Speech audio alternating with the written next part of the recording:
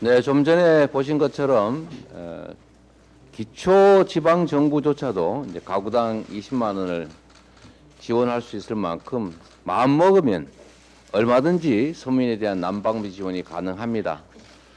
특히 재정 여력이 기초정부보다는 훨씬 더 클 광역 그리고 특히 중앙정부에서는 정말로 우리 국민들의 고통을 조금이라도 공감한다면 즉시 충분히 난방비 지원이 가능하다는 점을 다시 한번 지적하면서 정부의 난방비 지원을 촉구합니다. 난방비 폭탄뿐만이 아닙니다. 지금 교통비 그리고 전기요금까지 가스요금까지 물가가 천정부지입니다. 국민들의 고통이 얼마나 클지 우리가 충분히 이해할 수 있습니다. 그런데도 정부 여당이 별다른 대책도 없이 1월 임시회 내내 민생법안 처리를 가로막았습니다. 사실상 정치 파업을 한 것입니다.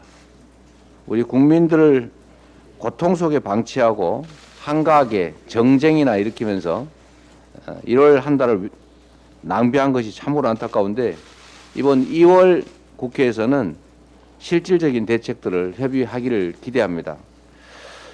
특히 양곡관리법 또 각종 일몰법 처리는 당연히 해야 될 일입니다. 거기다가 우리 더불어민주당이 제안한 30조 원 민생 프로젝트에 대해서 실질적 협의와 진척이 있기를 기대합니다. 이러다가 윤 정권의 특장점이 소잃고 애완간도 못 거치는 것이다. 이런 지적을 받게 될 가능성이 있습니다. 국민들의 삶이 어려워지고 있는 이때 국민들의 그 고통을 외면하지 않기를 다시 한번 촉구합니다. 올해 국정 방향을 가늠할 부처 업무 보고가 끝났습니다. 그런데 민생 위기에 대한 실질적 대책 해결 방안은 찾기가 어렵습니다. 국민들을 오징어 게임식 무한 경쟁으로 몰아넣겠다는 엄포 강압만 가득할 뿐입니다.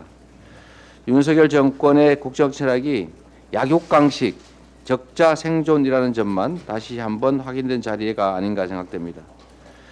정권의 무능과 무책임, 무대책 때문에 민생이 풍전등화입니다.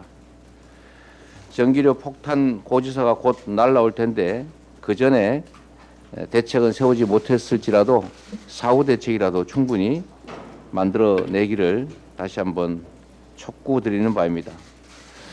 공공요금의 인상은 실질적으로는 서민 증세입니다.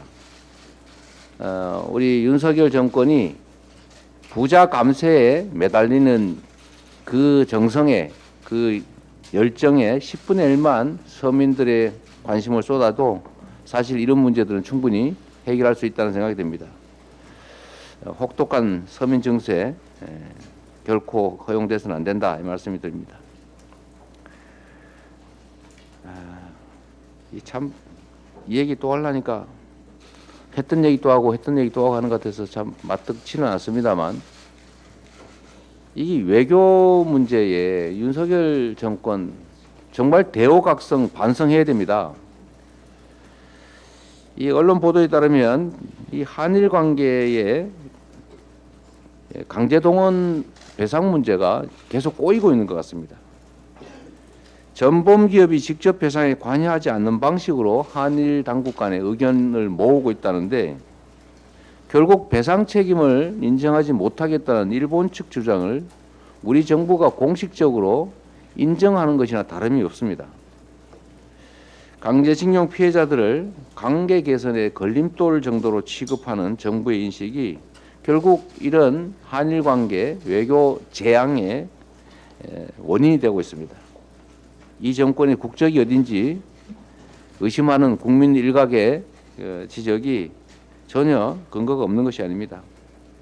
피해자에게 가해자가 책임을 지는 것이 아니라 제3자들이 돈을 모아서 일부 비용을 지어준다 해도 이 전쟁 범죄라고 하는 것을 덮을 수도 없고 국민도 그리고 역사도 납득하지 않을 것입니다. 특히 애꿎은 우리 국내 기업들에게 배상 책임을 넘기는 것은 정말로 역사에 죄를 짓는 행위다라는 지적을 다시 한번 드립니다. 가해자의 진솔한 사죄 그리고 피해자의 동의 합당한 법적 배상이 문제 해결의 유일한 길이라는 점을 다시 한번 지적하면서 정부 여당의 각성을 촉구합니다.